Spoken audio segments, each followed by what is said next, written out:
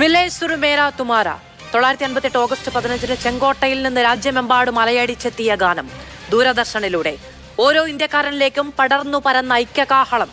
രാജ്യത്തിന്റെ അഖണ്ഡതയും ഐക്യവും അതിലൂടെ മാത്രം നേടാൻ കഴിയുന്ന മഹാരാജ്യ സങ്കല്പവും 14 ഭാഷകളിൽ ജനലക്ഷങ്ങൾ ഏറ്റുവാങ്ങി ദൂരദർശനിലൂടെ ഹൃദയത്തിലേക്ക്. അതേ ദൂരദർശനാണ് പോയ വാരം ദി കേരള സ്റ്റോറി എന്ന പേരിൽ നിർമ്മിക്കപ്പെട്ട കേരളത്തിൻ്റെതല്ലാത്ത കഥ പ്രദർശനത്തിനെത്തിച്ചത്. തെരഞ്ഞെടുപ്പ് കാലത്തെ സിനിമാ തെരഞ്ഞെടുപ്പിൽ പ്രതിഷേധമുണ്ടായി. പറയാവുന്നത്ര ഉച്ചത്തിൽ ഇതു കേരളത്തിന്റെ കഥയല്ല എന്ന് പ്രതിരോധിച്ചു. കേരളം എന്ന് കേട്ടാൽ ചോര തിളയ്ക്കുന്നവർ, മറ്റുള്ളവർ കൈയടിച്ചു. ഇടുക്കി രൂപതയിൽ വിദ്യാർത്ഥികൾക്കായി KCYM പ്രദർശനം. പിന്നാലെ താമരശ്ശേരി, തലശ്ശേരി രൂപതകളിൽ തയ്യാറെടുപ്പ്. സംഘപരിവാർ അജണ്ടയെന്ന് മുഖ്യമന്ത്രി ആ ചൂണ്ടയിൽ കൊത്തരുതെന്ന് പ്രതിപക്ഷ നേതാവ്. ഹെയ്റ്റ് സ്റ്റോറിയല്ല, ലവ് സ്റ്റോറികൾ പ്രദർശിപ്പിക്കണമെന്ന് യാക്കോബായ സഭയിൽ നിന്നൊരു സ്നേഹക്കാറ്റ്. ആരുടെ സ്റ്റോറി, ആരുടെ തിരക്കഥ? പഠിപ്പിക്കേണ്ടത് ഹെയ്റ്റ് സ്റ്റോറിയോ, സഭയും സംഘവും തമ്മിലെന്ത്? ആ ചൂണ്ട ആർക്കു വേണ്ടി? ഈ ചോദ്യങ്ങളാണ് സൂപ്പർ പ്രൈം ടൈം ഇന്ന് വിശദമായ ചർച്ചയ്ക്ക് മുന്നോട്ട് വെക്കുന്നത്. നമ്മളോടൊപ്പം അതിഥികൾ ചേരും. ഫാദർ ആന്റണി വടക്കേക്കര, സിറോ മലബാർ സഭ വക്താവ്, ശ്രീ ഷൈജു ആന്റണി, സഭാ സുതാര്യതാ സമിതിയുടെ പ്രതിനിധി, ഡോക്ടർ ജിൻഡോ ജോൺ കോൺഗ്രസിൽ നിന്ന്, ശ്രീ PR ശിവശങ്കരൻ BJPയിൽ നിന്ന്, ഇടത് സഹയാത്രികൻ ശ്രീ റെജി ലൂക്കോസ്. വിശദമായ ചർച്ചയിലേക്ക് ഇടവേളയ്ക്ക് ശേഷം സ്വാഗതം. വിശദമായ ചർച്ചയിലേക്ക് നമുക്കെല്ലാവർക്കും അറിയാവുന്നതാണ്, ഇതൊരു തിരഞ്ഞെടുപ്പ് കാലമാണ്.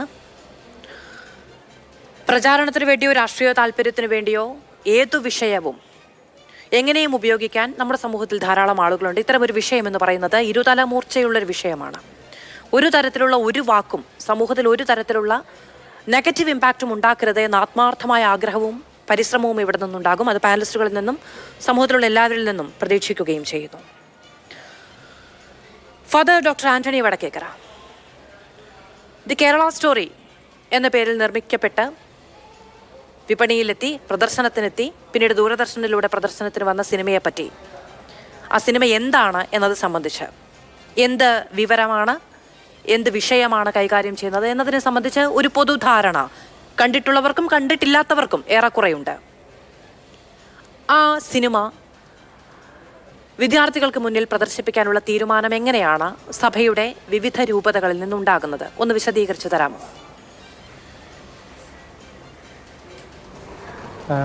സെൻസർ ബോർഡിൻ്റെ പ്രദർശനാനുമതി നേടുകയും കഴിഞ്ഞ വർഷം 2023 മെയ് മാസം 5-ാം തീയതി ഇന്ത്യയിലെമ്പാടുമുള്ള തിയേറ്ററുകളിൽ പ്രദർശനം നടത്തുകയും അതേ തുടർന്ന് OTT പ്ലാറ്റ്ഫോമുകളിലൂടെ പ്രദർശിപ്പിക്കപ്പെടുകയും ശേഷം നമുക്കറിയാവുന്നതുപോലെ കഴിഞ്ഞ ഏപ്രിൽ മാസം 5-ാം തീയതി ദൂരദർശനിലൂടെ പ്രക്ഷേപണം ചെയ്യപ്പെടുകയും ചെയ്ത സിനിമയാണ് ദ കേരള സ്റ്റോറി എന്നുള്ളത്. ഇടുക്കി രൂപതയുടെ വിശ്വാസ പരിശീലന കേന്ദ്രം എല്ലാ വർഷങ്ങളിലും നടത്താറുള്ള വിശ്വാസോത്സവം എന്നു പേരുള്ള 3 ദിവസങ്ങൾ നീണ്ടു നിൽക്കുന്ന സമ്മർ കോച്ചിങ് ക്ലാസിൻ്റെ ഭാഗമായി വിശ്വാസോത്സവം എന്നാണ് ആ കോച്ചിങ് ക്യാമ്പിൻ്റെ പേര്. 10, 11, 12 ക്ലാസ്സുകളിൽ പഠിക്കുന്ന 15 മുതൽ 18 വരെ വയസ്സ് പ്രായമുള്ള കുട്ടികൾക്ക് വേണ്ടിയിട്ട്, അതായത് ടീനേജ് കഴിഞ്ഞ കുട്ടികളാണ് അവർക്ക് വേണ്ടിയിട്ടാണ് ദ കേരള സ്റ്റോറി എന്ന് പേരുള്ള ഈ ഫിലിം പ്രദർശിപ്പിക്കപ്പെട്ടത്. അത് ആ കുട്ടികൾക്ക് വേണ്ടിയുള്ള ഒരു ആക്ടിവിറ്റിയുടെ ഭാഗമായിട്ട് പ്രദർശിപ്പിക്കപ്പെട്ടതാണ് എന്നുള്ളതും, അതിനെ തുടർന്ന് ആ കുട്ടികൾ സ്വതന്ത്രമായി നിങ്ങൾക്ക് പ്രണയം എന്ന വിഷയത്തെക്കുറിച്ച്, വഴിതെറ്റുന്ന സ്നേഹബന്ധങ്ങളെക്കുറിച്ച്, പ്രണയ കുരുക്കുകളെക്കുറിച്ചും പ്രണയ ചതികളെക്കുറിച്ചും നിങ്ങൾക്കൊരു ഇവാലുവേഷൻ എഴുതാമെന്ന് പറയുകയുമായിരുന്നു സാഹചര്യമുണ്ടായത്. ഇത് സംഭവിച്ചത് ഈ മാസം 4-ാം തീയതിയാണ്, അതായത് കഴിഞ്ഞ വ്യാഴാഴ്ചയാണ്. ഇന്ന് നമ്മളിത് ചർച്ച ചെയ്യുന്നത് 9-ാം തീയതിയാണ്. എന്ന് പറഞ്ഞാൽ 5 ദിവസങ്ങൾ കഴിഞ്ഞിരിക്കുന്നു. ഇന്നലെയാണ് ഇത് ഒരു വിവാദമായി മാധ്യമങ്ങളിലൂടെ പുറത്തു വന്നത്. എന്ന് പറയുമ്പോൾ നമുക്ക് മനസ്സിലാക്കാൻ സാധിക്കുന്ന ഒരു പ്രധാനപ്പെട്ട കാര്യം എന്താണ് എന്ന് ചോദിച്ചാൽ, 4 ദിവസങ്ങളായി യാതൊരു തരത്തിലും ഒരു വിവാദമാകാതിരുന്ന, വാർത്തയാകാതിരുന്ന ഒരു കാര്യം എങ്ങനെയാണ് പൊടുന്നനെ 4 ദിവസങ്ങൾക്ക് ശേഷം വിവാദമായി മാധ്യമങ്ങളിലൂടെ പുറത്തു വരുന്നത്? ആരെങ്കിലുമൊക്കെ നിക്ഷിപ്ത താല്പര്യക്കാർ അതിന് പുറകിലുണ്ടോ എന്ന് സംശയിക്കേണ്ടിയിരിക്കുന്നു. എന്തുമാകട്ടെ, ഫാദർ ഡോക്ടർ ആന്റണി വടക്കേക്കര, അവിടെ എനിക്കൊരു ചെറിയ തിരുത്തുണ്ട്. അതായത് ഇടുക്കി ഈ സിനിമ പ്രദർശിപ്പിച്ചതുമായി ബന്ധപ്പെട്ട വാർത്തകൾ ഇന്നലെയും മിനിയാന്നുമൊക്കെ നമ്മുടെ വാർത്താ മാധ്യമങ്ങളിലുണ്ട്. ഇന്ന് ഇത് ചർച്ചയായും ഒക്കെ വരുന്നതിന് കാരണം കൂടുതൽ രൂപതകളിലേക്ക് അത്തരം തീരുമാനം എത്തുന്നു, തലശ്ശേരി താമരശ്ശേരി രൂപതകളടക്കം എന്നതുകൊണ്ടാണ്. എവിടെയെങ്കിലും ഒരിടത്ത് പ്രദർശനം നടത്തി അതങ്ങനെ പോകുന്നു എന്നുള്ളതല്ല, കൂടുതൽ രൂപതകളിലേക്ക് പ്രദർശനത്തിനെത്തുന്നു, അതിൻ്റെ പേരിലുള്ള പ്രതികരണങ്ങൾ വരുന്നു എന്ന ഇടത്താണ് നമ്മൾ ഇന്ന് ഈ വിഷയത്തിലിരിക്കുന്നത്. ദൂരദർശൻ ആ പ്രദർശനത്തിൽ ഒരുമ്പെട്ടപ്പോൾ അന്ന് നമ്മൾ ആ വിഷയം ചർച്ചയ്ക്കെടുത്തു. പ്രദർശനം നടത്തിയ ദിവസം തന്നെ ഇടുക്കി രൂപത അത്തരം ഒരു പ്രദർശനം സംഘടിപ്പിക്കുന്ന സമയത്ത് നമ്മൾ ചർച്ചയ്ക്കെടുത്തില്ല എന്ന് പ്രധാനമാണ്. അത് ഈ ചർച്ചയുടെ തുടക്കത്തിൽ ഞാൻ സൂചിപ്പിച്ച താല്പര്യം കൊണ്ടാണ്. അത് നിക്ഷിപ്ത താല്പര്യമല്ല, അത് സമൂഹത്തിന്റെ നന്മയെ കരുതിയുള്ള താല്പര്യമാണ്. കൂടുതലിടങ്ങളിലേക്ക് അത്തരം പ്രദർശനം വരുന്നു, അതിൻ്റെ പേരിൽ രാഷ്ട്രീയമായ പ്രതികരണങ്ങൾ വരുന്നു, ചില സഭകളിൽ നിന്ന് തന്നെ പ്രതികരണം വരുന്നു. അതുകൊണ്ടാണ് ഫാദർ ഡോക്ടർ ആന്റണി വടക്കേക്കര നമ്മൾ ഈ വിഷയം എടുക്കുന്നത്. പറയൂ. ഞാൻ പറഞ്ഞു തുടങ്ങിയത് പൂർത്തിയാക്കിയിട്ട് ഈ ചോദ്യത്തിന് ഉത്തരം പറയാം. ഈ ദ കേരള സ്റ്റോറി എന്ന പേരുള്ള സിനിമ വിവാദമായതുകൊണ്ട് തന്നെ സാധാരണ സിനിമകളൊന്നും അധികം കാണാറില്ലാത്ത ഞാനും ആ സിനിമ കണ്ടു. ആ സിനിമ എന്താണെന്നും അതിൻ്റെ പ്രമേയം എന്താണെന്നും കൃത്യമായി മനസ്സിലാക്കിയിട്ടാണ് ഞാൻ ഈ ചർച്ചയിൽ നിങ്ങളോട് സംസാരിക്കുന്നത് എന്ന കാര്യം കൂടെ ചൂണ്ടിക്കാണിക്കട്ടെ. ഒപ്പം ഇടുക്കി രൂപത ഇപ്രകാരം ഒരു സിനിമ വിശ്വാസോത്സവത്തിൻ്റെ ഭാഗമായി ടീനേജ് കഴിഞ്ഞ കുട്ടികളെ, പ്രണയത്തിലേക്കൊക്കെ പോകാൻ സാധ്യതയുള്ള ഒരു പ്രായത്തിലേക്ക് എത്തി നിൽക്കുന്ന കുട്ടികളെ ബോധവൽക്കരിക്കുന്നതിൻ്റെ ഭാഗമായി കാണിച്ചതിനെ ഇന്നലെ 4-ാം തീയതി പ്രദർശിപ്പിക്കപ്പെട്ട് 8-ാം തീയതി അത് മാധ്യമങ്ങളിലൂടെ വിവാദമായി വന്നതിന് ശേഷമാണ് താമരശ്ശേരി അതിരൂപതയുടെ യുവജന പ്രസ്ഥാനമായ KCYM, അതുപോലെ തന്നെ തലശ്ശേരി അതിരൂപതയുടെ യുവജന പ്രസ്ഥാനമായ KCYM-ഉം 2 പോസ്റ്റുകളിട്ടത്. ഈ സിനിമ ഞങ്ങളും കാണിക്കും, കാരണം ഒറ്റതിരിഞ്ഞ് ഇടുക്കി രൂപതയെ ഒറ്റതിരിഞ്ഞ് ആക്രമിക്കാനുള്ള, ഒറ്റപ്പെടുത്താനുള്ള ലക്ഷ്യങ്ങളെ ചെറുക്കുകയും ഇടുക്കി രൂപതയോട് ഐക്യദാർഢ്യം പ്രഖ്യാപിക്കുകയും ചെയ്യുന്നു എന്നുള്ളതായിരുന്നു കൃത്യമായി ഈ 2, അതായത് തലശ്ശേരി അതിരൂപതയിലെ യുവജന പ്രസ്ഥാനവും അതുപോലെ തന്നെ താമരശ്ശേരി രൂപതയിലെ യുവജന പ്രസ്ഥാനവും സ്വീകരിച്ച നിലപാട്. അതിൽ നിന്നും കൃത്യമായി തലശ്ശേരി അതിരൂപതയുടെ യുവജന പ്രസ്ഥാനത്തിൻ്റെ നേതാക്കന്മാർ രൂപതാ കാര്യാലയവുമായി സംസാരിച്ചപ്പോൾ തലശ്ശേരി അതിരൂപതയുടെ അഭിവന്ദ്യ മെത്രാപ്പോലീത്ത, സിറോ മലബാർ സഭയുടെ മീഡിയ കമ്മീഷൻ്റെ ചെയർമാൻ കൂടിയാണ് അദ്ദേഹം, അഭിവന്ദ്യ മാർ ജോസഫ് പാമ്പ്ളാനി പിതാവ്, മതവൈര്യമോ അല്ലെങ്കിൽ ഇപ്രകാരം മാധ്യമങ്ങളിലൂടെ ഒരു വിവാദമോ ആയ സാഹചര്യത്തിൽ ഇടുക്കി രൂപതയോട് നമുക്കുള്ള ഐക്യദാർഢ്യം തീർച്ചയായും നിലനിൽക്കുന്നു. അതവരോട് നമ്മൾ പ്രഖ്യാപിക്കുകയും ചെയ്യുന്നു. എന്നാലും വ്യാപകമായി നമ്മൾ ഈ സിനിമ കാണിക്കുന്നില്ല, മറിച്ച് ആർക്ക് വേണമെങ്കിലും എവിടെ നിന്ന് വേണമെങ്കിലും ഈ സിനിമ കാണാനുള്ള അവസരമുണ്ടല്ലോ, അതുകൊണ്ട് അപ്രകാരം ഒരു സാഹചര്യം നമ്മളായിട്ട് ഒരുക്കുന്നില്ല. ഇനി ആർക്കെങ്കിലും അപ്രകാരം ഒരു അസ്വസ്ഥതയോ ബുദ്ധിമുട്ടോ ഉണ്ടാകുന്ന സാഹചര്യം വളർത്തിയെടുക്കാൻ ഞങ്ങൾ ആഗ്രഹിക്കുന്നില്ല എന്ന് പറഞ്ഞ് കൃത്യമായും അതിന് നിലപാട് സ്വീകരിച്ചിട്ടുണ്ട്. അതുപോലെ തന്നെ താമരശ്ശേരി അതിരൂപതയിൽ നിന്നും യുവജന പ്രസ്ഥാനമായ KCYM ആണ് ഇപ്രകാരം ഒരു പോസ്റ്റ് ഇട്ടത്. എന്ന് കാണിക്കുമെന്ന് അവർ പറഞ്ഞിട്ടില്ല. അതിനുശേഷം പ്രതികരണവും നടത്തിയിട്ടുണ്ട്. എപ്പോൾ വേണമെങ്കിലും ഞങ്ങൾക്ക് ഇത് കാണിക്കാമല്ലോ, ഞങ്ങൾക്ക് കാണാമല്ലോ എന്ന് പറഞ്ഞിട്ടുണ്ട്. ഞാൻ പറഞ്ഞു വരിക പുറകോട്ട് പോയി ബഹുമാനിക്കുന്നു. ശരി, ഞാൻ അങ്ങനെയൊക്കെ തിരികെ വരാം. ശ്രീ ഫാദർ ഡോക്ടർ ആന്റണി വടക്കേക്കര, ഞാൻ അങ്ങനെയൊക്കെ തിരികെ വരാം. അങ്ങൊന്ന് ക്ഷമിക്കണേ. ഒന്നാമത്തെ കാര്യം, ശ്രീ റജി ലൂക്കോസ് 8 മണി വരെ നമ്മളോടൊപ്പം ഈ ചർച്ചയിലേക്കുള്ളൂ. ഞാനൊന്ന് അദ്ദേഹത്തിലേക്ക് പോയതിനു ശേഷം വരാം. ശ്രീ അതിനു മുൻപ് ശ്രീ PR ശിവശങ്കർ, ഇത് സംഘപരിവാറിന്റെ അജണ്ടയാണ് എന്നുള്ളതാണ് കേരളത്തിന്റെ മുഖ്യമന്ത്രി ശ്രീ പിണറായി വിജയന്റെ പ്രതികരണം. ഇത് സംഘപരിവാറിന്റെ ചൂണ്ടയാണ്, അതിൽ കൊത്തരുത് എന്നുള്ളതാണ് കേരളത്തിന്റെ പ്രതിപക്ഷ നേതാവിന്റെ പ്രതികരണം. അങ്ങനെയാണോ BJP അതിനെ കാണുന്നത്? ഇത് സംഘപരിവാറിന്റെ ചൂണ്ടയാണോ? സംഘപരിവാറിനെ കുറിച്ചിട്ടോ അല്ലെങ്കിൽ BJPയെ കുറിച്ചിട്ടോ കേരളത്തിലെ ബഹുമാനപ്പെട്ട മുഖ്യമന്ത്രിയും അതുപോലെ തന്നെ പ്രതിപക്ഷ നേതാവുമെല്ലാം ആരോപണങ്ങൾ ഉന്നയിക്കുക എന്നുള്ളത് ആദ്യത്തെ കാര്യമല്ല. അവരെ സംബന്ധിച്ചിടത്തോളം ഏതെങ്കിലും ഒരു വിഭാഗം, അത് ജാതിപരമോ മതപരമോ ആയ വിഭാഗം BJPയുമായിട്ട് അടുക്കുന്നുവെങ്കിൽ അവർ വളരെ ഇത്തരത്തിലുള്ള രൂക്ഷമായ പ്രതികരണം അല്ലെങ്കിൽ ഇത്തരത്തിൽ അവരെ തെറ്റിദ്ധരിപ്പിക്കുന്ന പ്രതികരണം നിരന്തരം നടത്താറുണ്ട്.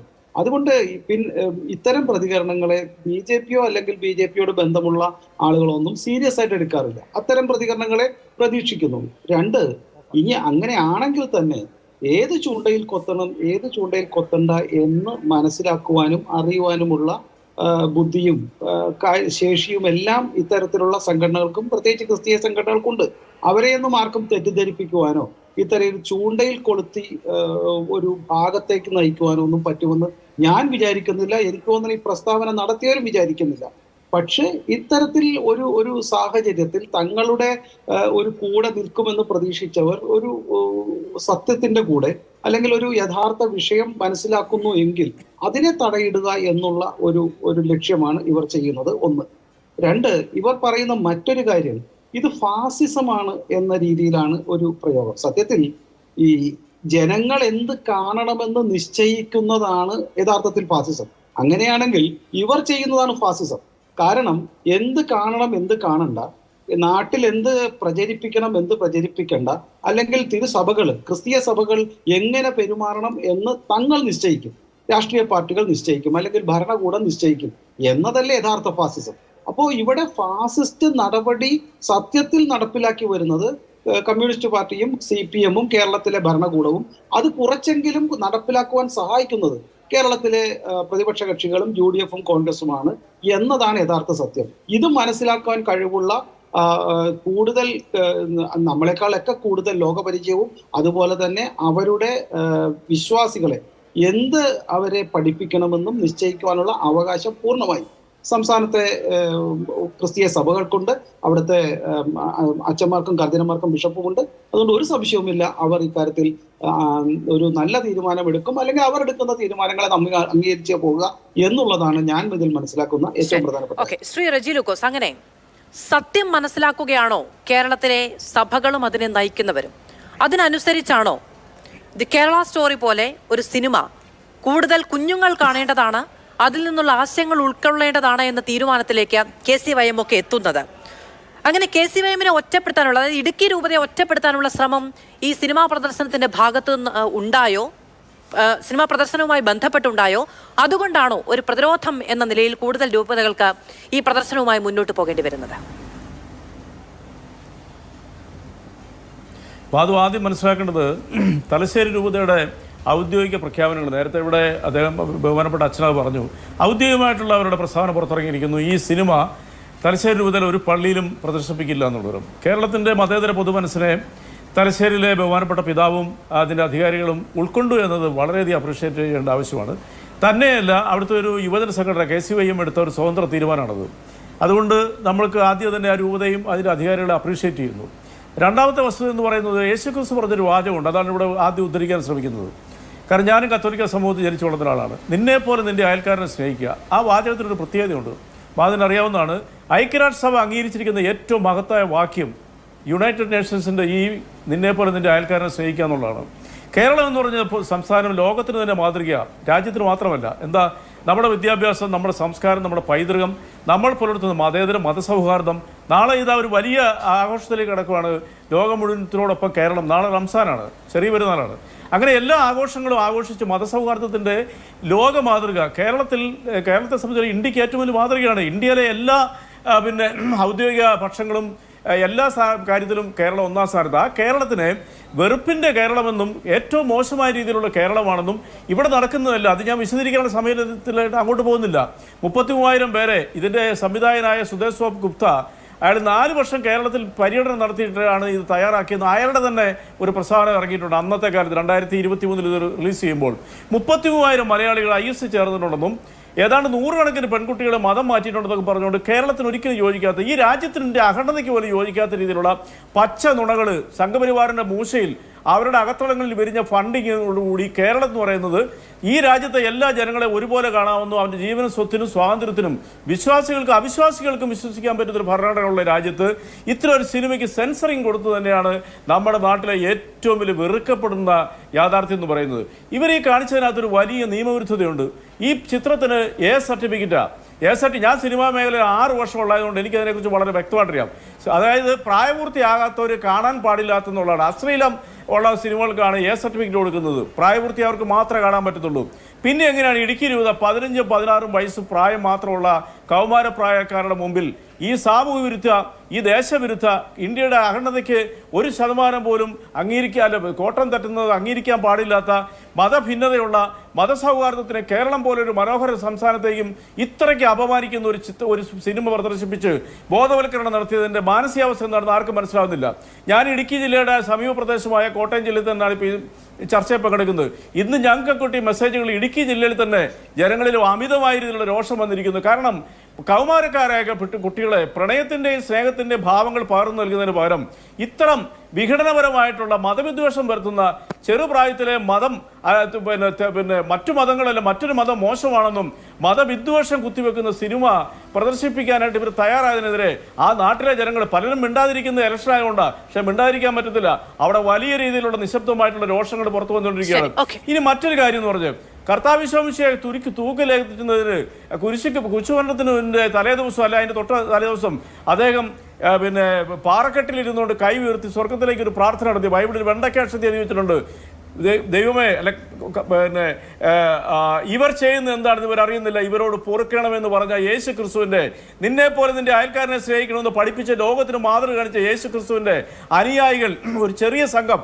അതാണ് ഞാൻ ആദ്യം തലശ്ശേരി രൂപത്തിൽ അപ്രീഷിയേറ്റ് ചെയ്തത്. ഇത്തരം വിദ്വേഷപരമായ സിനിമകൾ കാണിച്ച് ബോധവൽക്കരണം നടത്തിയതുള്ള വാക്കാണ് അതിനകത്ത് ഏറ്റവും നമുക്ക് സഹിക്കാൻ പറ്റാത്തത്. എന്ത് ബോധവൽക്കരണം ഇതിനകത്തൂടെ അവർ ചെയ്തിരിക്കുന്നത്? ഏത് രീതിയിലുള്ള മതസൗഹാർദ്ദമാണ് ഇവർ വിളമ്പി കൊടുക്കുന്ന ഈ കുഞ്ഞുങ്ങൾക്ക്? ലോകം മുഴുവനുള്ള മലയാളികൾ ലോകത്തിൽ എവിടെ പോയാലും നിങ്ങൾക്ക് മലയാളിയെ കാണാം. ഞാൻ വിദേശത്ത് ജീവിച്ചിട്ടുള്ള അമേരിക്കയിൽ അവിടെയൊക്കെ ചെന്ന് കഴിഞ്ഞ് നമ്മുടെ മലയാളി സമൂഹത്തിന് പിന്നെ ഞാനൊരു ഇന്ത്യക്കാരൻ എന്ന് പറയുമ്പോൾ ഇപ്പോൾ ഏത് സ്റ്റേറ്റാ കേരളം അത്രയ്ക്കും കേരളം ഫേമസ് ആയി കഴിഞ്ഞ 10 വർഷം കൊണ്ട് അങ്ങനെ ഒന്നുകൂടെ പറഞ്ഞ് പൂർത്തിരിക്കട്ടെ. ശരി ഞാൻ വരാം അങ്ങയിലേക്ക്. ശ്രീ ഷൈജു ആന്റണി, അങ്ങനെ ഒന്നാമത്തേതൊരു വിശ്വാസോത്സവവുമായി ബന്ധപ്പെട്ട പരിപാടിയാണ്. ഒരു വിശ്വാസ പരിശീലന കേന്ദ്രത്തിൽ നടക്കുന്ന പരിപാടിയാണ്. ക്രിസ്തീയ വിശ്വാസവുമായി എന്തെങ്കിലും തരത്തിലുള്ള ഒരു പരാമർശമോ പഠന വിധേയമാക്കേണ്ടതുമായ എന്തെങ്കിലും ഒന്ന് ആ സിനിമയിലുണ്ട് എന്ന് ഞാൻ മനസ്സിലാക്കുന്നില്ല. ഞാൻ ആ സിനിമ കണ്ട ഒരാളാണ്. മറ്റെന്ത് ഘടകമായിരിക്കാം ആ സിനിമയുടെ പ്രദർശനത്തിലേക്ക് വഴിവെച്ചത്? ഇനി അഥവാ പ്രണയം എന്ന് പറയുന്ന ഒരു വിഷയത്തിലെ കുറിച്ചുള്ളതാണ് എങ്കിൽ പോലും മതമിടപെടാത്ത എത്രയെത്ര ഉദാഹരണങ്ങൾ, അങ്ങനെ ഒരു വിഷയത്തെ ആധികാരികമായി തന്നെ എത്ര സിനിമകൾ നമ്മുടെ ഭാഷയിൽ തന്നെ ഉണ്ടാകും, ലോക സിനിമയിൽ തന്നെ ഉണ്ടാകും. എന്തുകൊണ്ട് ഈ സിനിമ ദൂരദർശന്റെ പ്രദർശനവുമൊക്കെയായി ബന്ധപ്പെട്ട് വലിയ വിവാദമുണ്ടാക്കിയിരിക്കുന്ന ഈ സിനിമ എന്തുകൊണ്ട് പരിഗണിക്കപ്പെട്ടിട്ടുണ്ടാകും? മാധു, വളരെ പ്രധാനപ്പെട്ട ഒരു കാര്യം. ഒന്ന്, ഇപ്പോൾ ഇടുക്കി രൂപതയിൽ ഈ പ്രോഗ്രാമിന് പേര് പറയുന്നത് വിശ്വാസോത്സവം എന്നാണെങ്കിൽ ഇതിൻ്റെ അടിസ്ഥാനപരമായ പേര് IBC എന്നാണ്, ഇൻറ്റൻസീവ് ബൈബിൾ കോഴ്സ് എന്നാണ്. 3 ദിവസം നീണ്ടു നിൽക്കുന്ന ഒരു ഇൻറ്റൻസീവ് ബൈബിൾ കോഴ്സ്. ചില ഇടങ്ങളിൽ അത് 4 ദിവസം ആകാറുണ്ട്. പക്ഷേ വെക്കേഷൻ കാലത്ത് നടത്തുന്ന 3 ദിവസം നീണ്ടു നിൽക്കുന്ന ഒരു ഇൻറ്റൻസീവ് ബൈബിൾ കോഴ്സാണ്. ആ ഇൻറ്റൻസീവ് ബൈബിൾ കോഴ്സിൽ വിശ്വാസത്തെക്കുറിച്ച്, ബൈബിളിനെക്കുറിച്ച്, ക്രിസ്തു വിശ്വാസത്തെക്കുറിച്ചൊക്കെയാണ് സാധാരണഗതിയിൽ പഠിപ്പിക്കുക. അവിടെ മോറൽ സയൻസ് പഠിപ്പിക്കുന്ന ഒരു സ്ഥലമാണെന്ന് ഞാൻ ഇന്നുവരെ, ഞാനൊരു കാറ്റക്കിസം അധ്യാപകനായിരുന്നു. ഞാൻ ഒത്തിരി IBC കോഴ്സുകളിൽ പങ്കെടുത്തിട്ടുള്ളയാളാണ്. എന്നാൽ അവിടെ ഒരു മോറൽ സയൻസ് പഠിപ്പിക്കുന്ന ഒരു സ്ഥലമാണെന്ന് എനിക്കിതുവരെ ബോധ്യമായിട്ടില്ല. അപ്പോൾ കൃത്യമായി എന്തുകൊണ്ടാണ് അവിടെ ഈ വിഷയം തിരഞ്ഞെടുത്തത്? ഇപ്പോൾ ദൂരദർശനിൽ ഇത് വന്നതിൻ്റെ തലേ ദിവസമാണ് ഇടുക്കി രൂപതയിൽ പ്രദർശിപ്പിച്ചത് എന്നുള്ള കാര്യത്തിൽ സംശയമില്ല. ദൂരദർശനിൽ വന്നതുകൊണ്ട് പ്രദർശിപ്പിച്ചതൊന്നുമല്ല. അതിൻ്റെ തലേ ദിവസമാണ് ഇത് ഇടുക്കി രൂപതയിൽ പ്രദർശിപ്പിച്ചത്.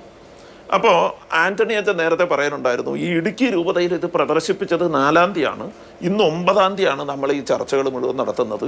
എന്തുകൊണ്ടാണ് ഇന്ന് 9-ാം തീയതി എടുത്ത് ഈ വിഷയം വലിയ ചർച്ചയായത് എന്നൊക്കെ ആൻ്റണി അച്ഛൻ ചോദിക്കുന്നുണ്ട്.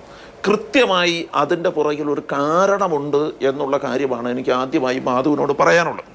അതിൻ്റെ പുറകിലുള്ള കാരണം എന്താണെന്ന് വെച്ചാൽ, ഇപ്രാവശ്യമുണ്ടായ ഇൻറ്റൻസീവ് ബൈബിൾ കോഴ്സിൽ മുഴുവനും കേരളത്തിലെ മിക്കവാറും ഇടവകകളിൽ, ആൻ്റണി അച്ഛനോട് ചോദിച്ചാൽ അറിയാം, ഇപ്പോൾ ഏതാണ്ട് ഇൻറ്റൻസീവ് ബൈബിൾ കോഴ്സുകൾ ഏതാണ്ട് എല്ലാ ഇടവകളിലും കഴിഞ്ഞിരിക്കുന്നു. വളരെ ചുരുക്കം ഇടവകളിൽ മാത്രമേ ഇനി ഇൻറ്റൻസീവ് ബൈബിൾ കോഴ്സ് നടത്താനുള്ളൂ. ഇപ്പോൾ താമരശ്ശേരി രൂപതയിലാണെങ്കിലും മാനന്തവാടി രൂപതകളിലാണെങ്കിലും മിക്കവാറും ഇടവകളിൽ ഇൻറ്റൻസീവ് ബൈബിൾ കോഴ്സ് കഴിഞ്ഞു എന്നാണ് ഞാൻ മനസ്സിലാക്കിയത്. ഞാൻ അവിടെയൊക്കെ വിളിച്ച് ചോദിച്ചപ്പോൾ എനിക്ക് മനസ്സിലായത് അങ്ങനെയാണ്. അവിടത്തെയൊക്കെ മിക്കവാറും IBC കോഴ്സുകൾ കഴിഞ്ഞിരിക്കുന്നു. ആ കോഴ്സുകൾ കഴിഞ്ഞ സമയത്താണ് ഇപ്പോൾ ഇവർ പ്രഖ്യാപിക്കുന്നത് ഇത് കാണിക്കാൻ പോകുന്നു എന്ന് പറഞ്ഞ് പ്രഖ്യാപിച്ചത് എന്നുള്ളത് വലിയ വൈരുദ്ധ്യമാണ്. ഇവിടുത്തെ ഒരു പ്രധാന പ്രശ്നം എന്താണെന്നറിയാമോ? ഈ കേരളത്തിലെ മിക്കവാറും എല്ലാ പള്ളികളിലും, അവിടെ മിക്കവാറും എല്ലാ ഇടങ്ങളിലും, സീറോ മലബാർ സഭയിൽ മാത്രമല്ല കേട്ടോ, ലത്തീൻ രൂപതയിലും മലങ്കര രൂപതയിലും എല്ലാം ഇവിടുത്തെ പ്രധാന വിഷയം എന്ന് പറയുന്നത് മണിപ്പൂർ സ്റ്റോറിയായിരുന്നു. ഈ കുറച്ച് നാളുകൾക്ക് മുമ്പ് ഈ മേനകയുടെ മുമ്പിൽ കൂടി നടന്നു പോകുമ്പോൾ അവിടെ ഒരു തെരുവ് നാടകം കളിക്കുന്നുണ്ടായിരുന്നു. ആ തെരുവ് നാടകത്തിൻ്റെ പേര് മണിപ്പൂർ മനഃപൂർവമാണ് എന്ന തെരുവ് നാടകമായിരുന്നു. എറണാകുളം അങ്കമാലി അതിരൂപതയിലെ സാഞ്ചോപുരം എന്ന് പറയുന്ന ഇടവകയിൽ നിന്നുള്ള കുട്ടികളാണ് ഈ തെരുവ് നാടകം പുറത്തിറങ്ങി നാട് മുഴുവൻ അവതരിപ്പിച്ചത്. മണിപ്പൂർ മനഃപൂർവമാണ് എന്നായിരുന്നു ആ തെരുവ് നാടകത്തിൻ്റെ പേര്.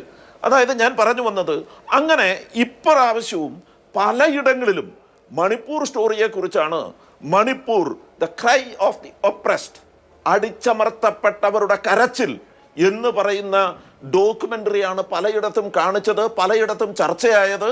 പലയിടത്തും പല വിഷയങ്ങളും ഇന്ത്യയിൽ മരിക്കുന്ന വിശ്വാസങ്ങളെക്കുറിച്ച് അല്ലെങ്കിൽ ഇന്ത്യയിൽ വിശ്വാസ ജീവിതം നേരിടുന്ന വെല്ലുവിളികളെക്കുറിച്ചൊക്കെയാണ് പലയിടത്തും ചർച്ചയായത്. ആ ചർച്ചകൾ ഇങ്ങനെ പല ഇടവകകളിലും വളരെ സ്വാഭാവികമായി നടന്നു പോവുകയാണ്. അത് സ്വാഭാവികമായി നടന്നു പോകുന്നതുകൊണ്ട് തന്നെ അതിന് വലിയ പരസ്യം കിട്ടിയില്ല, പുറത്തധികം ആളുകൾ അറിഞ്ഞില്ല, അതിനെക്കുറിച്ച് ഒന്നും പറയേണ്ട ആവശ്യമില്ല. അതൊക്കെ ഞങ്ങളുടെ സ്വാഭാവിക രീതികളാണ്. ആ രീതികളെ അങ്ങനെ ചർച്ചകൾ നടന്നു പോകുന്നത് മനസ്സിലാക്കിയ ഏതോ ശക്തി ഏതോ ഒരു ഇടവകയിൽ കൊണ്ടുവന്ന് ഒരു കേരള സ്റ്റോറി പ്രദർശിപ്പിക്കുകയും IBC എന്ന സംവിധാനം ഏകദേശം തീരാറായ ഘട്ടത്തിൽ ഇതാ കേരള സ്റ്റോറിയാണ് കേരളത്തിലെ ക്രിസ്ത്യാനികളുടെ പബ്ലിക് സ്റ്റേറ്റ്മെന്റ് എന്ന മട്ടിൽ അതിനെ കാണിക്കുകയും ചെയ്തത് വലിയ അപകടമാണ്.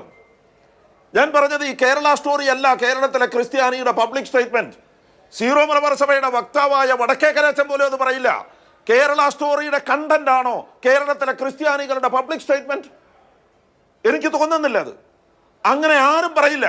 KCBC പറഞ്ഞിട്ടില്ല, CBCI പറഞ്ഞിട്ടില്ല. ഇവിടെ ഈ കാണിച്ചിരിക്കുന്ന the cry of the oppressed എന്ന് പറയുന്ന ഡോക്യുമെന്ററി CBCIയുടെ മീറ്റിംഗിനകത്ത് പ്രദർശിപ്പിച്ചതാണ്. മണിപ്പൂരിലെ ആർച്ച് ഡയസിസ് ഔദ്യോഗികമായി ഇറക്കിയതാണ്. നിങ്ങൾ മനസ്സിലാക്കേണ്ട ഒരു കാര്യം, അതാണ് ഇവിടുത്തെ യഥാർത്ഥ ചർച്ചാ വിഷയം. കേരളത്തിലെ ക്രിസ്ത്യാനികളുടെ ഉള്ളിലെ നീറുന്ന വിഷയം അതാണ്. ആ വിഷയത്തെ മാറ്റി നിർത്താൻ വേണ്ടി ഒരു പുതിയൊരു കഥ അവതരിപ്പിച്ചിട്ട് ഇതാണ് കേരളത്തിലെ ക്രിസ്ത്യാനികൾ, കേരളത്തിലെ എല്ലാ സഭകളും ശ്രീ റജി ലൂക്കോസ് പിരിയുന്നതിന് മുമ്പ് അദ്ദേഹത്തിലേക്ക് ഒരു 2 മിനിറ്റ്. ശ്രീ റജി ലൂക്കോസ്, ഇതുമായി ബന്ധപ്പെട്ട് ഏറ്റവും കൂടുതലായി ഉയരുന്ന, ഏറ്റവും കൂടുതൽ ശബ്ദത്തിൽ വരുന്ന രാഷ്ട്രീയ പ്രശ്നം എന്ന് പറയുന്നത്, അല്ലെങ്കിൽ രാഷ്ട്രീയ വിഷയം, ആരോപണം എന്ന് പറയുന്നത് സഭയും BJPയും തമ്മിലുണ്ടാകുന്ന രാഷ്ട്രീയമായ അടുക്കൽ അല്ലെങ്കിൽ അടുപ്പം, സാമൂഹ്യമായ അടുപ്പം എന്നുള്ളതാണ്. സ്വാഭാവികമായും ഒരു രൂപത, നേരത്തെ ശ്രീ ആന്റണി വടക്കേക്കര ഫാദർ തന്നെ പറയുന്നു, ഞാൻ ആ സിനിമ കണ്ടതാണ്, അത് ബോധ്യപ്പെട്ടതാണ്. അങ്ങനെ ബോധ്യത്തോടു കൂടി ആ സിനിമയെ സ്വീകരിക്കാൻ സഭ തയ്യാറാണ് എന്ന സന്ദേശം രാഷ്ട്രീയമായി BJPക്ക് ഗുണം ചെയ്യുന്നതാണ്. അല്ല മാധു, അതിനെ വേറെ രീതിയിൽ കാണാം. അതായത് കഴിഞ്ഞ ദുഃഖവെള്ളിയാഴ്ച ഈ പറയുന്ന സ്റ്റേറ്റ്മെൻറ്റിനെ എതിർത്തുകൊണ്ട് ഞാൻ പറയുകയാണ്. കഴിഞ്ഞ ദുഃഖവെള്ളിയാഴ്ച കേരളത്തിലെ പ്രമുഖമായിട്ടുള്ള രൂപതകളിൽ ചങ്ങനാശ്ശേരി, തിരുവനന്തപുരം തുടങ്ങിയ രൂപതകളിലെ അഭിവന്ദി പിതാക്കന്മാരും മറ്റു പള്ളികളിലും വായിക്കുകയും പ്രസംഗിക്കുകയും ചെയ്തൊരു കാര്യമുണ്ട്. മാതൃഭൂമി ഉൾപ്പെടെ റിപ്പോർട്ട് ചെയ്തതാണ്. എന്താണ് ഇന്ത്യയിൽ ക്രിസ്ത്യൻ സമൂഹം അനുഭവിക്കുന്ന അട്രോസിറ്റികൾ? ഒരു ദിവസം 3 ക്രിസ്ത്യാനികളോ അല്ലെങ്കിൽ ഇൻസ്റ്റിറ്റ്യൂഷൻസോ ആക്രമിക്കപ്പെടുന്നതും, മണിപ്പൂരിൽ ഇനി ഒരു ദേവാലയം അവശേഷിക്കുന്നില്ല. മണിപ്പൂരിലെ ഇംഫാലിലെ രൂപതയിലെ ബിഷപ്പിന് ഇതുവരെ ആ രൂപതയുടെ ആസ്ഥാനത്ത് എത്താൻ പോലും പറ്റിയിട്ടില്ല. അങ്ങനെ ഇന്ത്യയിൽ മധ്യപ്രദേശിൽ ക്രിസ്മസ് ആഘോഷത്തിന് പോലും വിലക്ക് പറ്റിയിരിക്കുന്നു. ഇന്നൊരു പ്രസ്താവന വന്നിട്ടുണ്ട്, നിങ്ങളാരും അറിഞ്ഞോ? ആസാമിലെ ഹിന്ദു മുന്നണിയുടെ നേതാവ് പറഞ്ഞിരിക്കുന്നു ക്രിസ്ത്യൻ ചർച്ച് വിദ്യാലയങ്ങളിലെ പള്ളികൾ പൊളിച്ചു മാറ്റുന്നത് ഇന്നിറങ്ങിയിരിക്കുന്ന പ്രസ്താവനയാണ്. അത് പോട്ടെ, അങ്ങനെ അതിനെതിരെ കരുതിയിരിക്കുന്നു. അത്തരം ശക്തികൾക്കെതിരെ നിങ്ങൾ തെരഞ്ഞെടുപ്പിൽ പ്രതികരിക്കണമെന്ന് വരെ പറഞ്ഞ ഒരു വലിയ ക്രിസ്തീയ മേലധ്യക്ഷന്മാരുള്ള നാടാണിത്. അവിടെ ഈ ഇടുക്കി രൂപതയിലെ ഏതെങ്കിലും വിവരം കെട്ടവർ ആരെങ്കിലും ഈ ബുദ്ധിമോശം കാണിച്ചതിൻ്റെ പേരിൽ BJPയുമായിട്ടൊരു ധാരണയിലെത്തിയെന്നൊന്നും പറയാനൊന്നും നമുക്ക് വിശ്വസിക്കാൻ പറ്റത്തില്ല. അതവിടെ മുഖ്യമന്ത്രി പറഞ്ഞതാണ് ഏറ്റവും പ്രമുഖമായ കാര്യം, ഏറ്റവും അർത്ഥവത്തായ കാര്യം. അദ്ദേഹം പറഞ്ഞ BJP ഒരുക്കുന്ന RSS ഒരുക്കുന്ന കെണിയിൽ പോയി വീടരുത് എന്ന് പറഞ്ഞത് കൃത്യമാണ്. കേരളത്തിന് വെളിയിൽ ഈ പറയുന്ന ക്രിസ്ത്യാനികളുടെ ഔദ്യോഗിക ചിഹ്നങ്ങളായിട്ട് പോലും ഈ വൈദികർക്കോ കന്യാസ്ത്രീകൾക്കോ സുഖമായിട്ട് പോലും യാത്ര ചെയ്യാൻ പറ്റുന്നൊരു സാഹചര്യത്തിലേക്ക് ഉണ്ടായിരിക്കുന്നു. അതുപോലെ തന്നെ ഇവിടെ RSSന്റെ ഉന്നത നേതാക്കന്മാർ ചോദിച്ചിരിക്കുന്നു കഴിഞ്ഞ 15 ദിവസം മുമ്പ്, നിങ്ങൾ എന്തിനാണ് ഇന്ത്യയിൽ ക്രിസ്ത്യൻ സമൂഹം എന്തിനാണ് ഇവിടെ വിദ്യാലയങ്ങൾ നടത്തുന്നത്? 48,900 ഓളം വിദ്യാലയങ്ങൾ, അത് മെഡിക്കൽ കോളേജുകൾ ഉൾപ്പെടെ ഇന്ത്യയിൽ ഉടനീളം എല്ലാ ക്രിസ്ത്യൻ കമ്മ്യൂണിറ്റി ഓൾ ടുഗദറായിട്ട് നടത്തുന്നുണ്ട്. എന്തിനാണ് നിങ്ങൾ ഇത്തരം സ്ഥാപനങ്ങൾ ഇന്ത്യയിൽ നടത്തുന്ന ചോദ്യങ്ങൾ ചോദിച്ചിരിക്കുന്നു. ആ സമയത്താണ് ഈ സിനിമ ഒരു മാതൃകയാണെന്നൊക്കെ പറഞ്ഞുകൊണ്ട് എന്തൊരു വിരോധാഭാസമാണ്, എന്ത് മാതൃക? ജീസസ് ക്രൈസ്റ്റിന്റെ ഏതെങ്കിലും ഒരു വാക്കിയെടുത്തവർക്ക് ന്യായീകരിക്കാൻ പറ്റുമോ? അതുകൊണ്ട് ഇത് പറയാതിരിക്കാൻ പറ്റും, ഇതിന് മറുപടി പറയാതിരിക്കാൻ പറ്റത്തില്ല. അപക്വമായ തീരുമാനം. അതുകൊണ്ടല്ലേ കേരളത്തിലെ പൊതുമനസ്സ് രാഷ്ട്രീയത്തിനതീതമായിട്ട് വിഭാഗീയ ചിന്തയും വർഗീയതയും ഫാസിസവും മാത്രം കയ്യിൽ പിടിച്ചിരിക്കുന്ന BJP RSS ഒഴികെയുള്ള മുഴുവൻ ജനങ്ങളും പ്രതിപക്ഷം ഉൾപ്പെടെ ഒറ്റക്കെട്ടായിട്ട് രംഗത്തിറങ്ങിയിരിക്കുന്നു.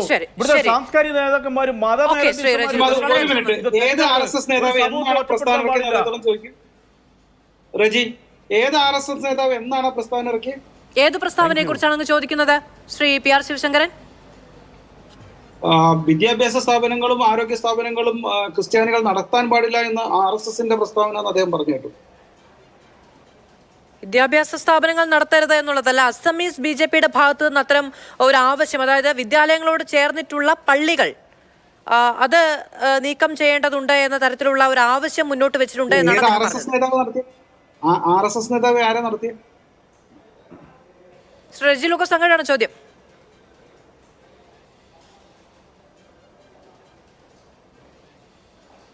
ഇതിന് കേൾക്കാൻ കഴിയില്ല, ഞാൻ എങ്കിലേക്ക് വരാം. Shri PR Sivasankaran, father doctor Antony Vadakkekara.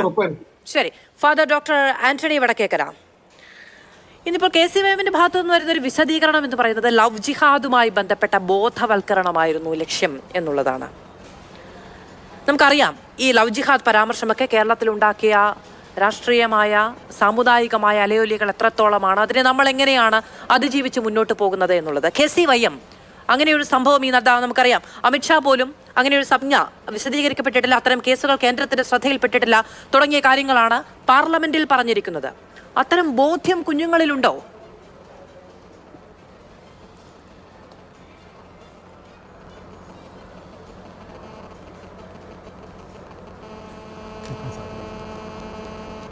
Father Antony Vadakkekara, അങ്ങേക്ക് കേൾക്കാമോ? മാധുവിൻ്റെ ചോദ്യത്തിന് ഉത്തരം ഞാൻ പറയാം. അതിനു മുൻപായിട്ട് ശ്രീ റെജി ലൂക്കോസ് പറഞ്ഞ കാര്യങ്ങൾക്ക് 3 കാര്യങ്ങൾക്ക് ഒരു ക്ലാരിഫിക്കേഷനും മറുപടിയും കൊടുക്കേണ്ടതുണ്ട്. ഒന്നാമത്തെ കാര്യം, ഇതൊരു A സർട്ടിഫിക്കറ്റ് നൽകപ്പെട്ട സിനിമയാണെന്ന് പറഞ്ഞു. പ്രായപൂർത്തിയായവർ കാണേണ്ടതാണ്. മതാധ്യാപകരോടൊപ്പമാണ് കൗമാരപ്രായം കഴിഞ്ഞ 18 വയസ്സ് പ്രായമുള്ള കുട്ടികൾ ഇത് കണ്ടത്. ഇനി അങ്ങനെയാണെന്നുണ്ടെങ്കിൽ ദൂരദർശൻ്റെ പേരിൽ കേസെടുക്കുമോ എന്നൊരു ചോദ്യം എനിക്ക് ന്യായമായും ചോദിക്കാനുണ്ട്. കാരണം ദൂരദർശനിലൂടെയാണല്ലോ ഈ സിനിമ സംപ്രേഷണം ചെയ്തത്. രണ്ടാമത്തെ കാര്യം, റെജി ലൂക്കോസ് ഒരു ഇടതുപക്ഷ അനുഭാവി ആയതുകൊണ്ട് ആയിരിക്കണം ഇടുക്കിയിൽ ഈ സിനിമ രൂപതയുമായി ബന്ധപ്പെട്ട് വിശ്വാസ പരിശീലനത്തിൻ്റെ ഭാഗമായി പ്രദർശിപ്പിക്കപ്പെട്ടതുകൊണ്ട് ഒരു നിശബ്ദ രോഷമുണ്ട് എന്ന് പറഞ്ഞു. എനിക്ക് ആ നിശബ്ദ രോഷം എങ്ങനെയാണ് റെജി ലൂക്കോസ് മനസ്സിലാക്കിയത് എന്നതിനെക്കുറിച്ചൊന്ന് വിശദീകരിച്ചാൽ കൊള്ളാമെന്നുണ്ട്. വെറുതെ രാഷ്ട്രീയപരമായ ആരോപണങ്ങൾ ഉന്നയിക്കുന്നതിന് പകരം വ്യക്തമായ കൃത്യതയോടുകൂടെ കാര്യങ്ങൾ പറഞ്ഞാൽ അല്പം കൂടെ ഭംഗിയായിരിക്കുമെന്ന് ഓർമ്മപ്പെടുത്തുന്നു. മൂന്നാമത്തെ കാര്യം, റെജി ലൂക്കോസ് പറഞ്ഞത് ഇത് ബോധവൽക്കരണമാണ് എന്ന് പറഞ്ഞതാണ് ഏറ്റവും വലിയ തമാശയെന്നാണ്.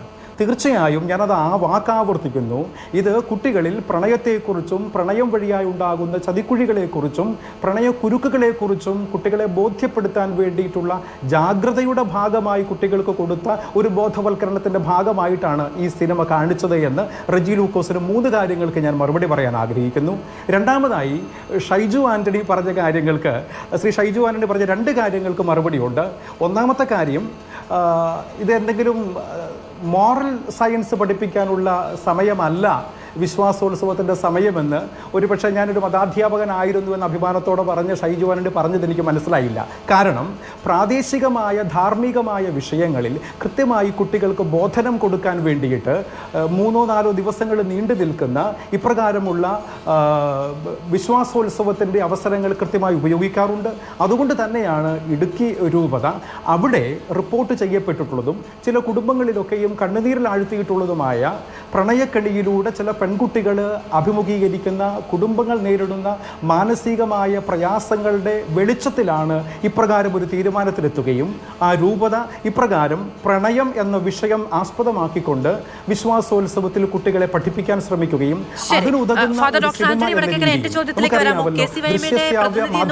ലൗജിഹാദിനെതിരായ ബോധവൽക്കരണം എന്നാണ്. അത്തരമൊരു സംജ്ഞ നമുക്ക് നിയമപരമായി ഉപയോഗിക്കാൻ തൽക്കാലം നിവൃത്തിയില്ല. പക്ഷെ അത് ബോധ്യമായി ഉൾക്കൊള്ളുകയാണ് കുഞ്ഞുങ്ങൾ. അത് അപകടകരമായ ഒരവസ്ഥയല്ലേ?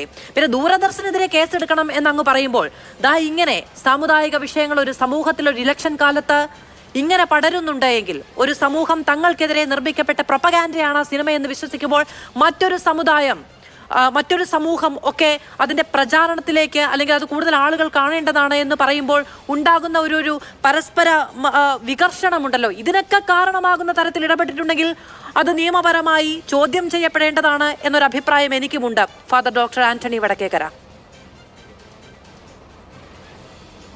തീർച്ചയായും യുവജന പ്രസ്ഥാനങ്ങൾ ഇടുക്കി രൂപതയ്ക്ക് ഐക്യദാർഢ്യം പ്രഖ്യാപിച്ചുകൊണ്ടാണ് ഇപ്രകാരം തലശ്ശേരി അതിരൂപതയിൽ നിന്നും അതുപോലെ തന്നെ താമരശ്ശേരി രൂപതയിൽ നിന്നും അവർ പിന്നെ പോസ്റ്ററുകൾ ഇട്ടത് എന്നുള്ള കാര്യം ഞാൻ ഓൾറെഡി സൂചിപ്പിച്ച കാര്യമാണ്.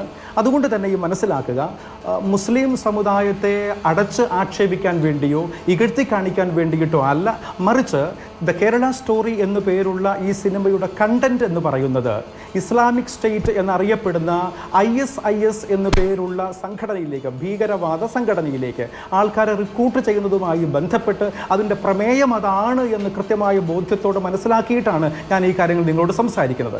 അതുകൊണ്ട് തന്നെയും ഇപ്രകാരമുള്ള ഭീകരവാദ പ്രസ്ഥാനങ്ങളുടെ സ്ലീപ്പിംഗ് സെല്ലുകൾ നമ്മുടെ നാട്ടിലുണ്ട് എന്ന് നമ്മോട് പറഞ്ഞത് ആരാ?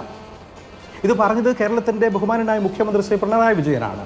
2010 ഇപ്രകാരം ഒരു ആക്ഷേപം ആദ്യമായി പൊതുസമൂഹത്തിന് മുൻപിലേക്ക് ബഹ്റയുടെ ഭാഗത്തു നിന്നാണ്, അന്നത്തെ DGP ബഹ്റയുടെ ഭാഗത്തു നിന്നാണ്. അതവിടെ നിൽക്കട്ടെ ഫാദർ ഡോക്ടർ ആന്റണി വടക്കേക്കര. പക്ഷെ ഞാൻ ചോദിച്ചത്, ഞാൻ മൂന്നാമത്തെ തവണയും അങ്ങയോട് ആവർത്തിച്ച് ചോദിക്കുന്നത്, KCYM പ്രതിനിധി ലവ് ജിഹാദിനെതിരായ ബോധവൽക്കരണം എന്നാണ് പറയുന്നത്. ആ ബോധ്യം എവിടെ നിന്നുണ്ടാകുന്നു എന്നുള്ളതാണ്. നമ്മൾ കുഞ്ഞുങ്ങൾ, യുവാക്കൾ എന്നാണല്ലോ അവരെ അഭിസംബോധന ചെയ്യുന്നത്.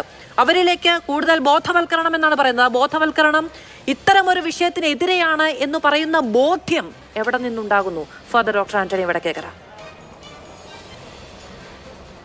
എല്ലാ സമുദായങ്ങളുമായും എല്ലാ മതവിഭാഗങ്ങളുമായും സൗഹാർദ്ദത്തിലും സ്നേഹത്തിലും പോകുന്ന ഒരു വിഭാഗമാണ് കത്തോലിക്ക തിരുസഭയെന്നും പ്രത്യേകിച്ച് സീറോ മലബാർ സഭയെന്നും ഉള്ളത് ഒരിക്കൽ കൂടി അടിവരയിട്ട് പറയാൻ ഞാൻ ആഗ്രഹിക്കുന്നു. അപ്രകാരം ഒരു കേരളത്തിൻ്റെ പശ്ചാത്തലത്തിന് യാതൊരു ഭംഗവും വരരുത് എന്ന് കൃത്യമായി ആഗ്രഹിക്കുകയും അതിനുവേണ്ടി പരിശ്രമിക്കുകയും ചെയ്യുന്നതാണ്.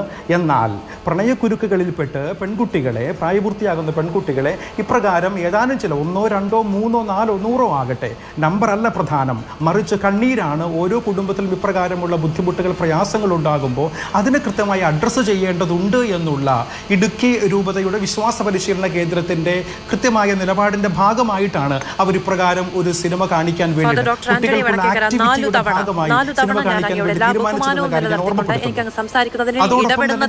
വലിയ തോതിലുള്ള പ്രശ്നമുണ്ട് എന്നുകൂടി പറഞ്ഞുകൊണ്ട് പറയുന്നു.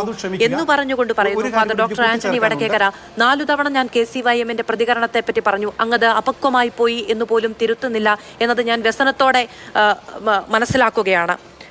ഫാദർ ഡോക്ടർ ആന്റണി വടക്കേക്കര, മാത്രമല്ല അങ്ങ് പറഞ്ഞു നമ്പറല്ല പ്രധാനം എന്ന് പറയുമ്പോൾ അങ്ങ് ആ സിനിമ കണ്ടിട്ടുണ്ട് എന്ന് പറയുന്നു. അതുമായി ബന്ധപ്പെട്ട് ഉയർന്ന number, father doctor Antony Vadakkekara, അതുമായി ബന്ധപ്പെട്ട് ഉയർന്ന നമ്പർ, അതിന് മനസ്സിലായി. അതിന് ഞാൻ പറഞ്ഞല്ലോ, പാമ്പ്ളാനി പിതാവിന്റെ ദീർഘദൃഷ്ടിയെയും നമ്മൾ വലിയ തോതിൽ ബഹുമാനിക്കുന്നു, ആദരവോടുകൂടി കാണുന്നു.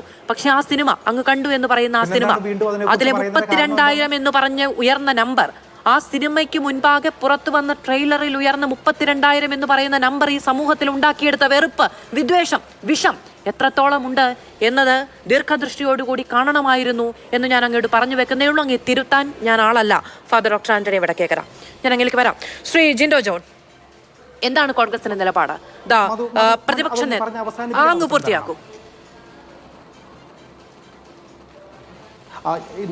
ഭാരതത്തിൻ്റെ ഭരണഘടനയുടെ ആർട്ടിക്കിൾ നമ്പർ 23, 23-ാം അനുച്ഛേദം വളരെ വ്യക്തമായി പറയുന്നുണ്ട്, protection against exploitation.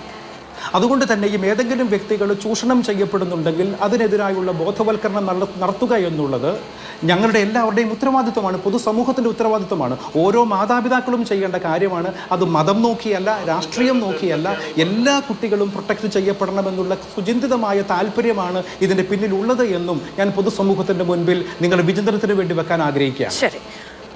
Shri Jinto John, പ്രതിപക്ഷ നേതാവ് പറയുന്നു ഇത് സംഘപരിവാറിന്റെ ചൂണ്ടയാണ്, അതിൽ കൊത്തരുത് എന്ന്. ഞാൻ തുടക്കത്തിൽ പറഞ്ഞു, ഇതിന് കൈയടിച്ചത് ഈ വിഷയം രാഷ്ട്രീയമായി ഉപയോഗിക്കണം എന്നുള്ള താല്പര്യപ്രകാരമുള്ളവർ മാത്രമായിരിക്കണം. കേരളം എന്ന പൊതുവികാരമുള്ളവരാരും ഈ പ്രദർശനത്തിന് അനുകൂലമായ നിലപാട് സ്വീകരിച്ചിട്ടില്ല എന്നുള്ളതാണ് ബോധ്യം. പ്രതിപക്ഷത്തിന് ഇനി വലിയ തോതിൽ ചർച്ചയാക്കേണ്ടതില്ല എന്ന നിലപാട് പോലും എടുക്കുന്നുണ്ട്. അതും സാമൂഹ്യമായ ഒരു കരുതലിനെ തുടർന്ന് എന്ന് നമുക്ക് ബഹുമാനത്തോടെ കാണാൻ കഴിയുന്ന, സ്വീകരിക്കാൻ കഴിയുന്ന നിലപാടാണ്. എന്നിരുന്നാലും ഇത്തരം പ്രദർശനങ്ങൾ, ദൂരദർശന്റെ പ്രദർശന തീരുമാനത്തോടു കൂടിയാണ് വീണ്ടും ഈ സിനിമയും വിവാദവും എല്ലാം ഉയർന്നു വന്നത്. ഇതിനെ എത്രത്തോളം ജാഗ്രതയോടെ കൈകാര്യം ചെയ്യേണ്ടതുണ്ട്?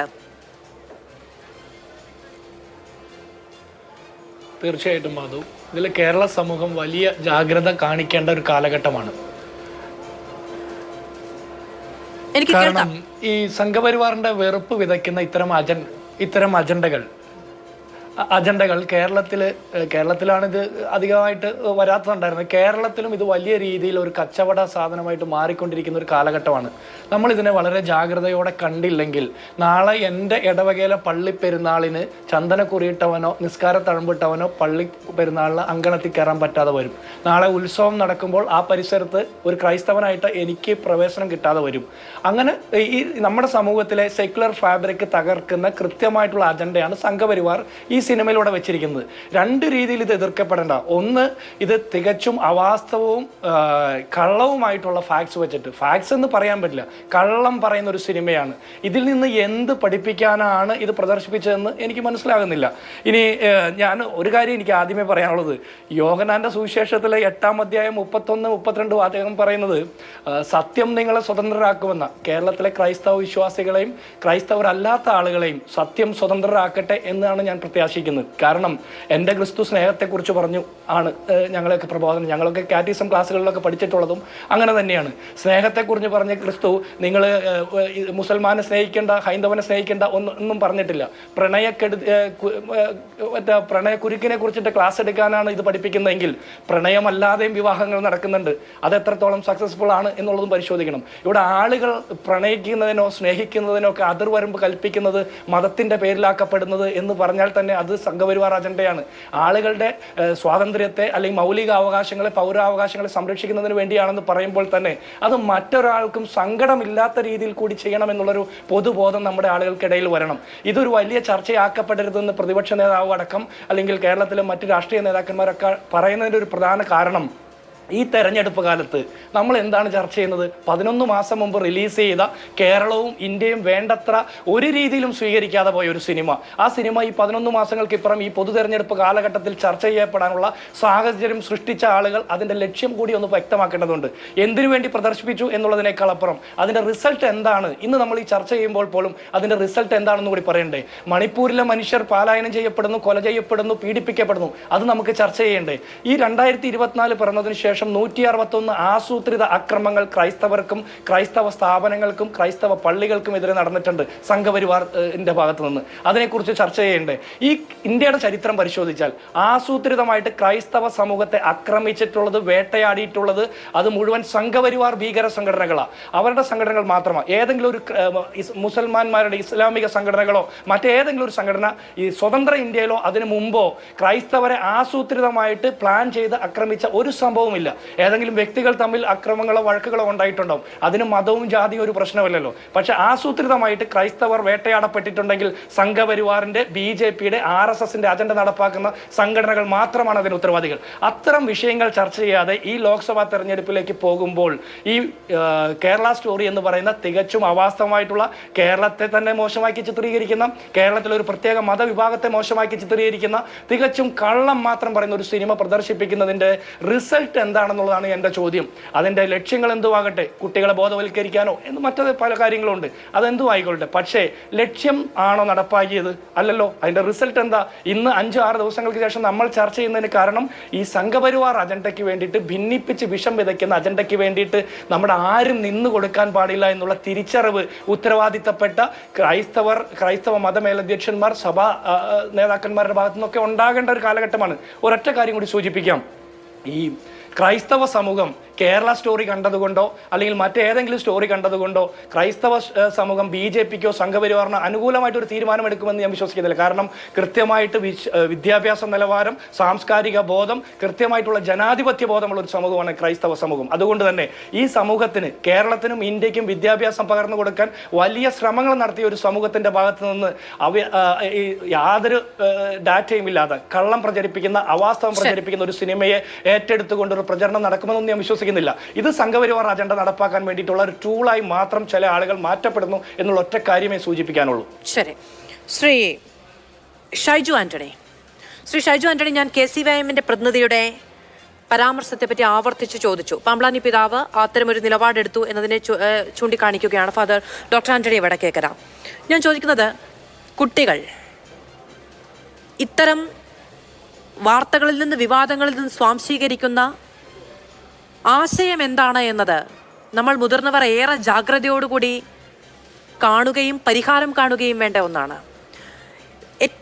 ഏറ്റവും സിമ്പിളായി പറഞ്ഞാൽ, നമ്മൾ സ്കൂളുകളിൽ നിന്ന് അല്ലെങ്കിൽ നമ്മൾ ആശയങ്ങൾ സ്വീകരിക്കുന്ന ഇടങ്ങളിൽ നിന്ന് ചെറിയ പ്രായത്തിൽ നമ്മളെ വഴി നടത്തുന്നു എന്ന് വിചാരിക്കുന്നവർ പറഞ്ഞതനുസരിച്ച് ചെയ്യുന്ന കാര്യങ്ങൾ നമ്മുടെ തലച്ചോറിൽ എത്രത്തോളം എഴുതപ്പെടും ആഴത്തിൽ എന്നത് നമുക്കറിയാവുന്നതാണ്. നമ്മുടെ അധ്യാപകർ, നമ്മളെ വഴി നടത്തുന്നവർ, നമ്മുടെ പുരോഹിതർ എല്ലാവരും നമ്മളോട് പറയുന്നത് സത്യമാണ്. അവർ നമ്മളോട് കാണണമെന്ന് പറയുന്ന ആശയം സത്യമാണ് എന്ന ഒരു വിശ്വാസം നമ്മളിൽ ഉടലെടുക്കുകയാണ്. അത്തരം ആശയങ്ങളെ വളരെ ജാഗ്രതയോട് വേണ്ടേ നമ്മൾ വരുന്ന തലമുറയ്ക്ക് കൈമാറിക്കൊടുക്കാൻ? മാധു, അത് തീർച്ചയായിട്ടും അങ്ങനെ തന്നെയാണ്. ശ്രീ ആന്റണി വടക്കേക്കര അച്ഛൻ പറഞ്ഞത് വളരെ മോശമായൊരു കാര്യമാണ്. കാരണം ഞാൻ പറഞ്ഞത് നിങ്ങളൊന്ന് ആലോചിച്ച് നോക്കണം. ഒരു ചെറിയൊരു സംഭവവികാസം, ഒരു 4 പേർ ഇവിടെ നിന്ന് ISIS പോയി, 4 പേർ ആ സാധനത്തെ ചിത്രീകരിക്കുന്ന ഒരു ചിത്രം എടുത്തു വെച്ചിട്ട് ഈ ISIS ഭീകര സംഘടനയിലേക്ക് കേരളത്തിൽ നിന്ന് ആരും പോകരുത് എന്ന് പഠിപ്പിക്കാനാണ്, അല്ലെങ്കിൽ അത്തരം ചതിക്കിണികളിൽ വീഴരുത് എന്ന് പഠിപ്പിക്കാനാണ് ഈ സിനിമ കാണിക്കുന്നതെന്നും ആ സിനിമ കാണിക്കാൻ വേണ്ടി തയ്യാറായി വന്ന KCYM-കാരെ അഭിനന്ദിക്കുന്നു എന്നും എല്ലാം പറഞ്ഞാലുണ്ടല്ലോ, അതിൻ്റെ അർത്ഥം സീറോ മലബാർ സഭയുടെ വക്താവാണ് ഇവിടെ വന്നിരുന്ന് പറയുന്നത്. അദ്ദേഹം പറയുന്നത് എന്താണ്? അദ്ദേഹം പറയുന്നത് എൻ്റെ രാഷ്ട്രീയം ഇതാണ് എന്നാണ് പറയുന്നത്. അത് വലിയ മണ്ടത്തരമാണ്. സീറോ മലബാർ സഭയുടെ രാഷ്ട്രീയം അതാണെന്ന് ഞാൻ കരുതുന്നില്ല. ഇത് ഈ പ്രദർശനം എന്ന് പറയുന്നത് ഒരു സാധാരണ പ്രദർശനമല്ല. അച്ഛനോട് ഞാൻ ചോദിച്ചപ്പോൾ അച്ഛൻ മിണ്ടിയില്ല. അതുകൊണ്ടാണ് ഇനി ഞാൻ വഴങ്ങുന്നില്ല. താങ്കൾ വഴങ്ങേണ്ടതില്ല, പക്ഷെ എന്റെ അഭിപ്രായം ഞാൻ പറയുന്നു. അങ്ങനെ പറഞ്ഞിട്ടില്ല. ഞാൻ പറഞ്ഞതിന് ശേഷം പറഞ്ഞോളൂ, എനിക്ക് അതിനകത്ത് കുഴപ്പമില്ല. ഞാൻ പറഞ്ഞതിന് ശേഷം നിങ്ങളുടെ അഭിപ്രായം പറഞ്ഞോളൂ, എനിക്ക് അതിനകത്ത് കുഴപ്പമൊന്നുമില്ല. പക്ഷെ ഇവിടുത്തെ ഏറ്റവും വലിയൊരു പ്രശ്നം എന്താണെന്ന് വെച്ചാൽ മനസ്സിലാക്കേണ്ടത്, വാസ്തവവിരുദ്ധമായ കാര്യം പറയരുത്. ഞാൻ അവരെ അഭിനന്ദിക്കുന്നു എന്ന് ഞാൻ പറഞ്ഞിട്ടില്ല. അങ്ങനെ ഒരു വാക്യം പറഞ്ഞുകൊണ്ട് ഷൈജു ആന്റണി അദ്ദേഹം അങ്ങനെ അഭിനന്ദിക്കുന്നു എന്ന് പറഞ്ഞിട്ടില്ല എന്ന് തിരുത്തുകയാണ് സ്വാഭാവികമാണല്ലോ. അല്ല, അദ്ദേഹം അതിനെ അഭിനന്ദിക്കുന്നു എന്ന് പറയാതെ പറയുകയാണല്ലോ. ഞാൻ വേറൊരു ഉദാഹരണം പറയാം മാധു, വളരെ സിമ്പിൾ ആയിട്ട്. പറയാതെ പറയുകയാണെന്നല്ല, പറഞ്ഞു എന്ന് പറഞ്ഞുകൊണ്ട് അപ്രകാരം ഒരു പ്രസ്താവന നടത്താൻ പാടില്ല. അല്ല, ഓക്കെ, ഞാൻ വേറെ ഒരു ഉദാഹരണം പറയാം. ആസാമിലെ കുടുംബ സുരക്ഷാ പരിഷത്ത് എന്ന് പറയുന്ന ഒരു ഹിന്ദു വിഭാഗമുണ്ട്. ആ വിഭാഗത്തിന്റെ തലവനായ സത്യരഞ്ജൻ ബോറ അദ്ദേഹം ഒരു പ്രസ്താവന നടത്തുന്നു. ക്രിസ്ത്യൻ സ്കൂളുകളിൽ പുരോഹിതരോ കന്യാസ്ത്രീമാരോ ക്രിസ്ത്യൻ വേഷങ്ങൾ ധരിക്കാൻ പാടില്ല, ക്രൈസ്തവ അടയാളങ്ങൾ പാടില്ല, അവിടെ ഒരിടത്തും ദേവാലയങ്ങൾ പാടില്ല, കുരിശുകൾ പാടില്ല എന്ന് പറഞ്ഞൊരു പ്രസ്താവന നടത്തുന്നു. ഒരു വാർത്താ സമ്മേളനം നടത്തിയാണ് ഈ പ്രസ്താവന നടത്തുന്നത്. ഈ പ്രസ്താവനയെ ഒരു കാരണവശാലും അവിടുത്തെ സർക്കാർ അംഗീകരിച്ചതായോ അംഗീകരിച്ചിട്ടുണ്ടെന്നോ പറഞ്ഞില്ല. തൊട്ടടുത്ത ആഴ്ച മുഖ്യമന്ത്രി മറ്റൊരു പ്രസ്താവന നടത്തുന്നു. എന്താണെന്നറിയാമോ? ക്രൈസ്തവ സ്കൂളുകളിൽ വ്യാപകമായ മതപരിവർത്തനം നടത്തുന്നുണ്ട്, അതുകൊണ്ട് അത്തരം സാഹചര്യങ്ങൾ ഒഴിവാക്കാൻ വേണ്ട നടപടികൾ കൈക്കൊള്ളും എന്നാണ്. സത്യരഞ്ജൻ ബോറയെ മുഖ്യമന്ത്രി ഓതറൈസ് ചെയ്തൊന്നുമില്ല, മറിച്ച് ഒരു പ്രസ്താവന, ക്രൈസ്തവ സ്കൂളുകളിൽ വ്യാപകമായ മതപരിവർത്തനം നടത്തുന്നു. എന്താ അതിൻ്റെ അർത്ഥം? അദ്ദേഹം കൊടുത്ത പ്രസ്താവനയ്ക്ക് ഒരു പിന്തുണ നൽകുകയാണ്. അതുപോലെ ഒരു പിന്തുണയാണ് ഇപ്പോൾ വടക്കേക്കര അച്ഛൻ നൽകിയെന്നേ ഞാൻ പറഞ്ഞുള്ളൂ. ഞാൻ അത്ര ഉദ്ദേശിച്ചുള്ളൂ. വളരെ കൃത്യമായി മറ്റൊരു തരത്തിൽ വ്യംഗ്യന്തരേണ ഒരു പിന്തുണ കൊടുക്കുന്നത് വലിയ മോശമാണ്. അത് അത്തരം പുരോഹിതരിൽ നിന്നുണ്ടാകരുത് എന്നുള്ളത് കൊണ്ടാണ് ഞാൻ അങ്ങനെ പറഞ്ഞത്. അത്രയുള്ള കാര്യം. ഞാൻ പറഞ്ഞത് നിങ്ങൾ മനസ്സിലാക്കേണ്ടത്, ഇന്ത്യയിലെ ക്രിസ്ത്യാനികൾ, ഇന്ത്യയിലെ വൈദികർ, ഇന്ത്യയിലെ സന്യാസിനിമാർ വലിയ സങ്കടത്തിലാണ്, വലിയ ബുദ്ധിമുട്ടിലാണ്. ആ വിഷയങ്ങൾ വളരെ ആധികാരികമായി CBCI പോലെയുള്ള വലിയ സംവിധാനങ്ങൾ ചർച്ച ചെയ്തിട്ടുണ്ട്. അതിൻ്റെ വെളിച്ചത്തിലാണ് ഈ നാളുകളിൽ മുഴുവൻ കേരളത്തിലെമ്പാടും ഈ വിഷയങ്ങൾ ചർച്ച ചെയ്ത് സംഭവങ്ങൾ നടന്നത്. അപ്പോഴാണ് ഇവിടെ വന്നൊരു കേരള സ്റ്റോറിയായിട്ട് വരണമെന്ന് ഓർക്കണം. ഞാൻ പറഞ്ഞത്, ഞങ്ങളുടെ വിശ്വാസം ഞങ്ങൾക്ക് പാലിക്കാനാകുമോ എന്ന വലിയ സംശയം ഇന്ത്യയിലെമ്പാടുമുള്ള ക്രിസ്ത്യാനികൾക്കുണ്ട്. ക്രൈസ്തവ മതമേലധ്യക്ഷന്മാർക്കുണ്ട്, ചിലർക്കുണ്ടാവില്ലായിരിക്കും. അവർ സംഘപരിവാറിനൊപ്പം ആടുകയോ പാടുകയോ ചെയ്യട്ടെ, പക്ഷെ അതാണ് ക്രിസ്ത്യാനിയുടെ സ്റ്റേറ്റ്മെന്റ് എന്ന് പറയരുത്. അത്രേ ഞാൻ പറഞ്ഞുള്ളൂ.